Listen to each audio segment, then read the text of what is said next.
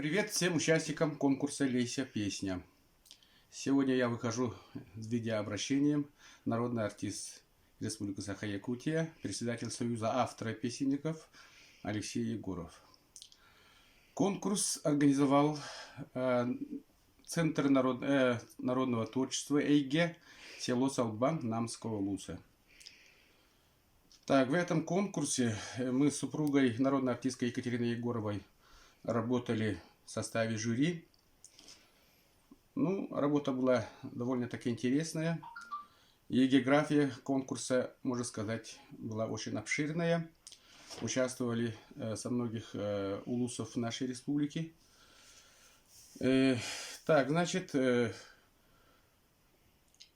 Разрешите огласить победителей конкурса. Победителем, лауреатом первой премии среди малых ансамблей присвоена Виа Амака Нюрбинского Луса. Так, дальше. Среди дуэтов и трио. Решением жюри лауреатом первой премии стал дуэт Зои Павловой и Семена Маркова, село Табага, Мегино-Кангаласского Луса. Так, среди ансамблей лауреат первой премии присужден ансамблю Сандара, село Хара, Мегино-Кангаласского Луса.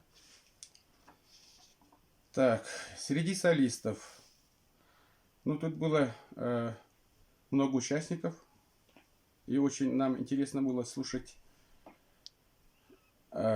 исполнителей разного возраста.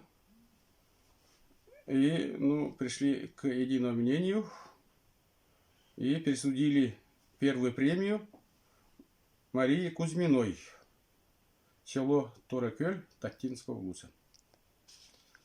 Так, разрешите огласить гран-при конкурса.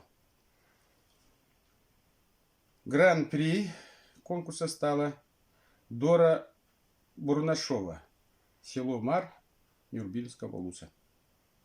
Еще раз спасибо участникам конкурса. Желаем всем творческих побед, здоровья, счастья, удачи.